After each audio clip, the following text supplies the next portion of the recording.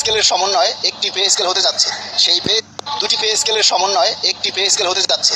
সেই pay scale যদি কিস্তিতে হয় তাহলে এই পে স্কেল কর্মচারীদের জীবনে কোনো প্রভাব ফেলবে না, বরঞ্চ প্রথম ধাপ যখন দেয়া হবে তখন দাম বাড়বে, আবার পরবর্তী ধাপ যখন দেয়া হবে আবার দ্রব্যমূল্যের দাম বাড়বে, আবার তৃতীয় ধাপ যখন দেয়া হবে আবার দ্রব্যমূল্যের দাম বাড়বে।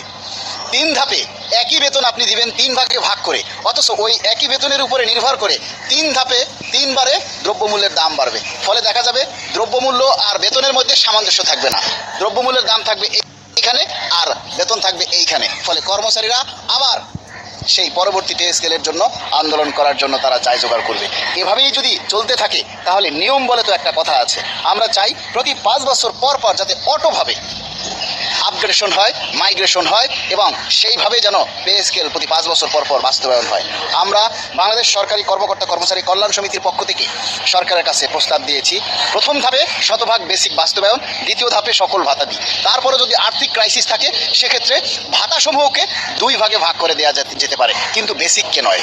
কারণ বেসিক ভাগ করে দিতে গেলে নানা জটিলতার সৃষ্টি হবে। যারা অবসরে গেছেন, যাদের অবসর 1 জুলাই শেষ হয়ে যাবে, তাদেরকে আপনি কিভাবে 50% দিবেন? আমরা অর্থ মন্ত্রণালয়ের কাছে প্রশ্ন রাখতে চাই, শতভাগ বেসিক বাস্তবায়ন না করে যদি ভেঙে ভেঙে দেওয়া হয় তাহলে সেই পে স্কেল আমাদের কোনো উপকারে আসবে না। আমরা চাই শতভাগ বাস্তবায়ন, এর কোনো বিকল্প নেই। নইলে এই পে স্কেলে যে বেতন বাড়বে তার চাইতে দ্রব্যমূল্যের দাম বাড়বে অনেক বেশি। সুতরাং যারা সরকারি কর্মচারী আছেন, যারা এই পে স্কেলের সুবিধা ভোগ করবেন, তাদের সবাইকে সজাগ থাকার জন্য আমরা অনুরোধ করছি।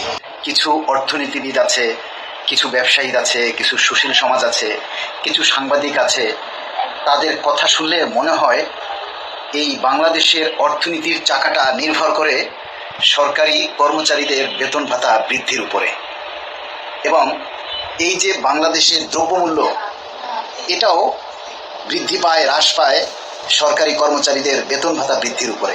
অথচ দেখেন বাংলাদেশে 20 কোটি মানুষ আর সরকারি চাকরিজীবী মাত্র 15 লক্ষ।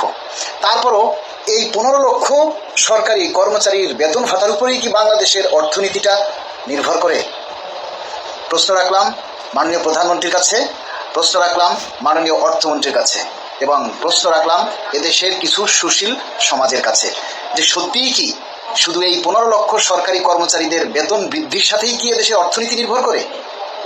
শুধু সরকারি কর্মচারীদের বেতন বাড়ালেই কি এদেশের দ্রব্যমূল্যের দাম বেড়ে যায়?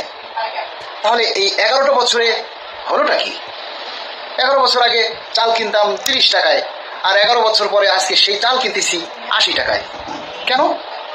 11 বছরে তো আমার বেতন বাড়েনি। তাহলে এই 11 বছরে কি এদেশের অর্থনীতির চাকা বন্ধ ছিল? বুঝি না। প্রশ্নের উত্তরটা পেলে একটু বুঝে নিতাম, সাথে আপনারাও উত্তরটা দিয়ে যাবেন, ভুলবেন না কিন্তু।